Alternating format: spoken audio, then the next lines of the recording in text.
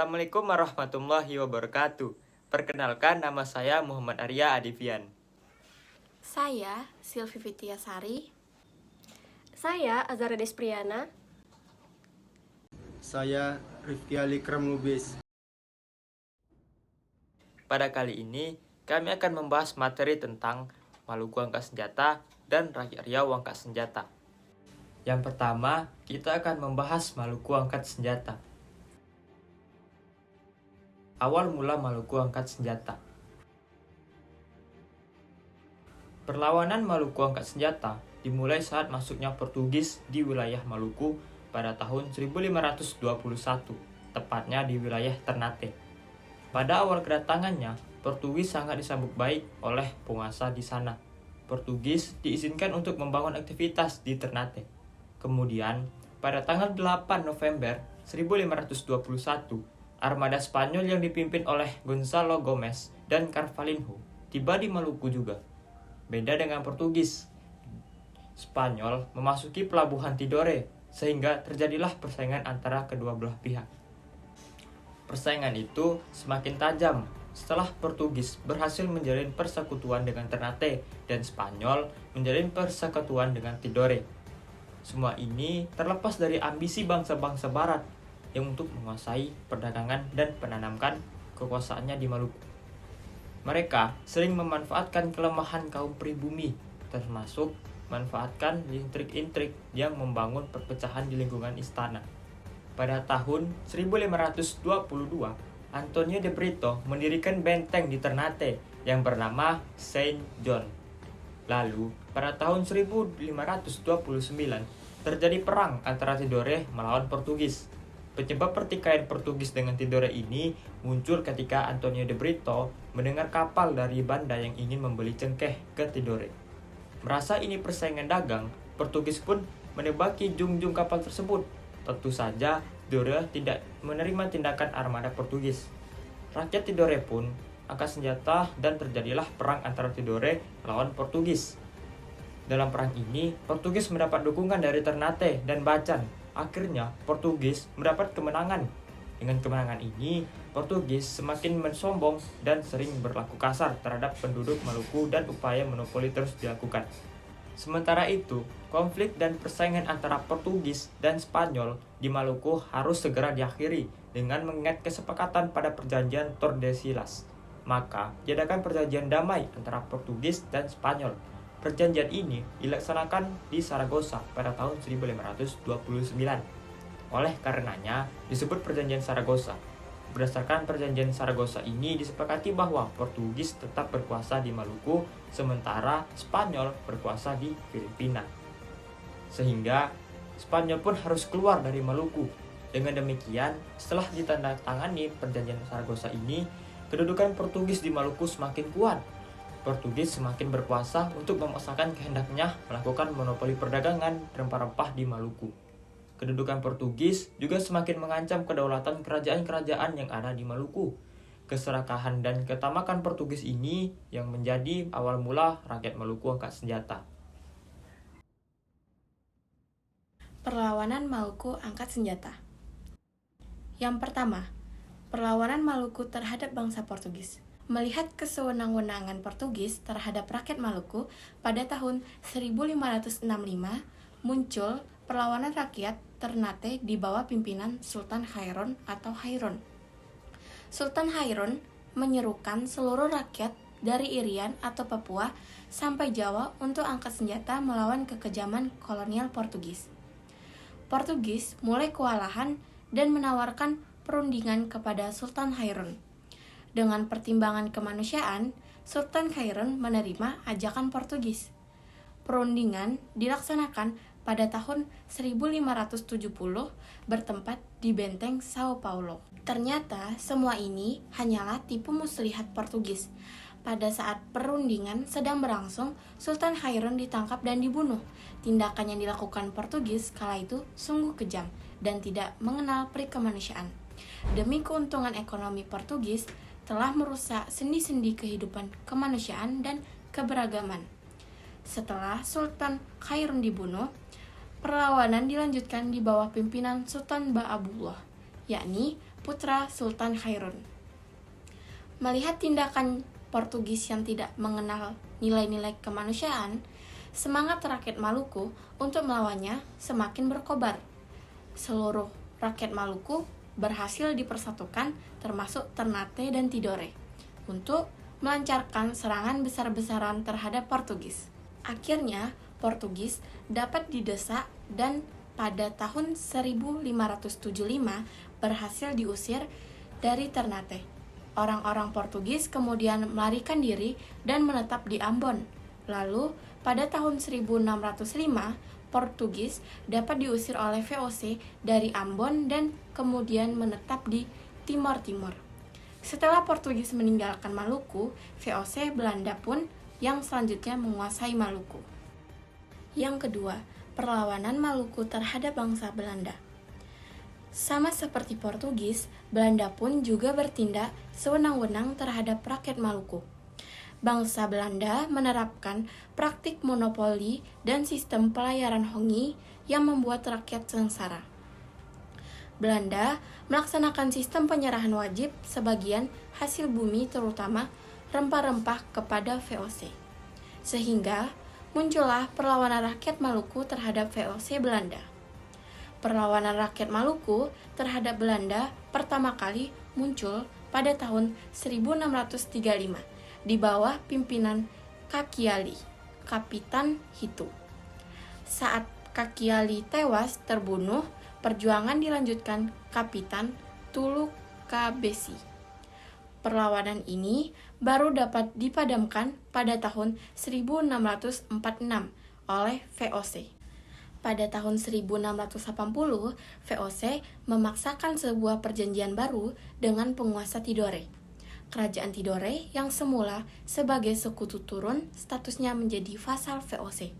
Sebagai penguasa yang baru, diangkatlah putra Alam sebagai Sultan Tidore, yakni menurut tradisi kerajaan Tidore yang berhak sebagai sultan semestinya adalah Pangeran Nuku. Penempatan Tidore sebagai vasal atau daerah kekuasaan VOC telah menimbulkan protes keras dari Pangeran Nuku. Akhirnya, Pangeran Nuku memimpin perlawanan rakyat. Timbullah perang hebat antara rakyat Maluku di bawah pimpinan Pangeran Nuku melawan kekuatan Kompeni Belanda, yakni tentara VOC. Pangeran Nuku mendapat dukungan rakyat Papua di bawah pimpinan Raja Ampat dan juga orang-orang Gamrange dari Halmahera. Oleh para pengikutnya, Pangeran Nuku diangkat sebagai sultan dengan gelar Tuan Sultan Amir Muhammad Syaifuddin Shah. Dengan posisinya sebagai sultan ini, maka perlawanan terhadap VOC semakin diperkuat. Bahkan, Sultan Nuku juga berhasil meyakinkan Sultan Aharal dan Pangeran Ibrahim dari Ternate untuk bersama-sama melawan VOC. Sultan Nuku juga mendapat dukungan dari para pedagang Seram Timur. Kapitan Laut Sultan Nuku sebagai besar berasal dari para pemuka pedagang Seram Timur. Para pedagang Seram Timur ini memiliki kemandirian dan militansi yang tinggi.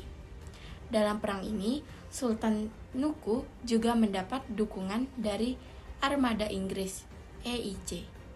Belanda kewalahan dan tidak mampu membendung semangat pasukan Sultan Nuku untuk lepas dari dominasi Belanda. Akhirnya, Sultan Nuku berhasil mengembangkan pemerintahan yang berdaulat, melepaskan diri dari dominasi Belanda di Tidore, sampai akhir hayatnya pada tahun 1805. Lalu, pada tahun 1817, muncul tokoh dari Pulau Saparua bernama Patimura. Dalam aksi Patimura itu, benteng Dorstede berhasil dihancurkan oleh rakyat Maluku. Bahkan, Residen Belanda Van den Broek terbunuh dalam peristiwa tersebut. Tak sampai di situ, Belanda terus membawa pasukan dari Ambon hingga Jawa demi mengalahkan rakyat Maluku.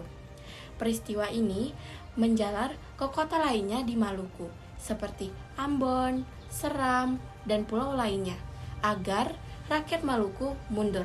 Rakyat Maluku pun mundur karena kekurangan pasokan makanan. Demi menyelamatkan rakyat dari kelaparan, Thomas Matulesia atau Patimura menyerahkan diri dan dihukum mati. Rakyat Riau angkat senjata. Awal mula rakyat Riau angkat senjata. Ambisi untuk melakukan monopoli, perdagangan dan menguasai berbagai daerah di Nusantara terus dilakukan oleh VOC. Di samping menguasai Malaka, VOC juga mulai mengincar Kepulauan Riau. Dengan politik memecah belah, VOC mulai berhasil menanamkan pengaruhnya di Riau. Kerajaan-kerajaan kecil seperti Siak, Indragiri, Rokan, dan Kampar semakin terdesak oleh ambisi monopoli dan tindakan sewenang-wenangnya VOC. Peristiwa itulah yang menjadi penyebab perlawanan rakyat Riau angkat senjata untuk mengusir VOC. Perlawanan rakyat Riau angkat senjata. Gerakan rakyat Riau angkat senjata ini dipelopori oleh kerajaan Siak Sri Indrapura. Raja Siak Sultan Abdul Jalil Rahmat Shah dari 1723 sampai 1744 memimpin rakyatnya untuk melawan VOC. Setelah berhasil merebut Johor, kemudian ia membuat benteng pertahanan di Pulau Bintan. Dari pertahanan di Pulau Bintan ini, pasukan Sultan Abdul Jalil mengirim pasukan di bawah komando Raja Lela Muda untuk menyerang Malaka. Uniknya, dalam pertempuran ini, Raja Lela Muda selalu mengikutsertakan putranya yang bernama Raja Indra Pahlawan.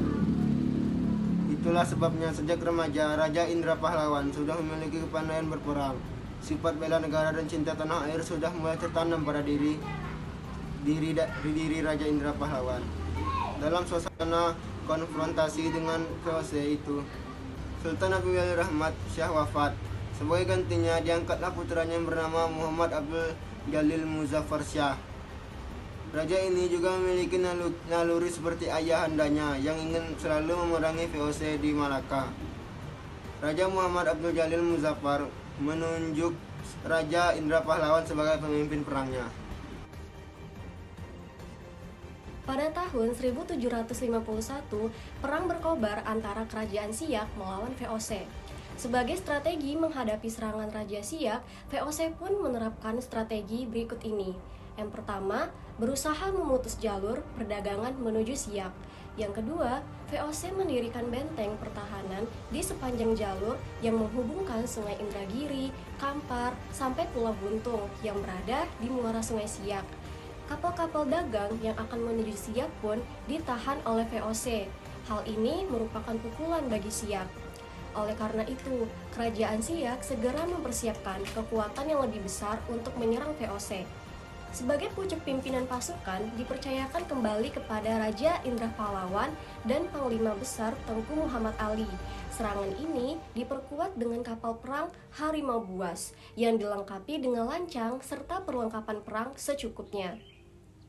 Lalu terjadilah pertempuran sengit di Pulau Guntung yakni pada tahun 1752 sampai 1753. Ternyata benteng VOC di Pulau Guntung ini berlapis-lapis dan dilengkapi meriam-meriam yang besar. Dengan demikian, pasukan Siak pun sulit untuk menembus benteng pertahanan itu. Namun, banyak pula jatuh korban dari VOC.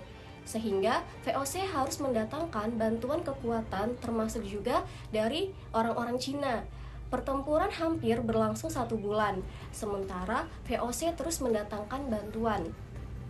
Melihat situasi yang demikian itu, kedua panglima perang Siak pun menyerukan pasukannya untuk mundur kembali ke Siak. Sultan Siak bersama para panglima dan penasihatnya mengatur siasat baru. Mereka sepakat bahwa VOC harus dilawan dengan tipu daya. Sultan diminta berpura-pura berdamai dengan cara memberikan hadiah kepada Belanda. Oleh karena itu, siasat ini pun dikenal dengan siasat hadiah Sultan. VOC setuju dengan ajakan damai ini. Perundingan damai pun diadakan di loji di Pulau Guntung. Pada saat perundingan baru mulai, justru Sultan Siak dipaksa untuk tunduk kepada pemerintah VOC. Sultan segera memberi kode pada anak buahnya dan segera menyergap dan membunuh orang-orang Belanda di loji itu. Loji pun segera dibakar dan rombongan Sultan Siak kembali ke Siak dengan membawa kemenangan. Walaupun belum berhasil mengusir VOC dari Malaka, siasat perang ini tidak terlepas dari jasa Raja Indra Pahlawan.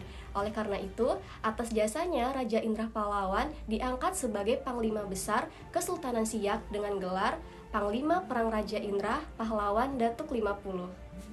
Poin yang pertama, dapat disimpulkan bahwa keserakahan, ketamakan, dan tindakan sewenang-wenang yang dilakukan bangsa Portugis dan Belanda menjadi awal mula berbagai perlawanan Maluku angkat senjata. Dan poin yang kedua, dapat disimpulkan bahwa tindakan sewenang-wenang VOC Belanda mengakibatkan kerajaan-kerajaan kecil di Riau semakin terdesak oleh ambisi monopoli, sehingga menimbulkan perlawanan rakyat Riau angkat senjata yang dimana perlawanan tersebut dipelopori oleh kerajaan Siak Sri Indrapura. Sekian dari kami. Jika ada salah dan kurangnya mohon maaf. Kami akhiri. Wassalamualaikum warahmatullahi wabarakatuh.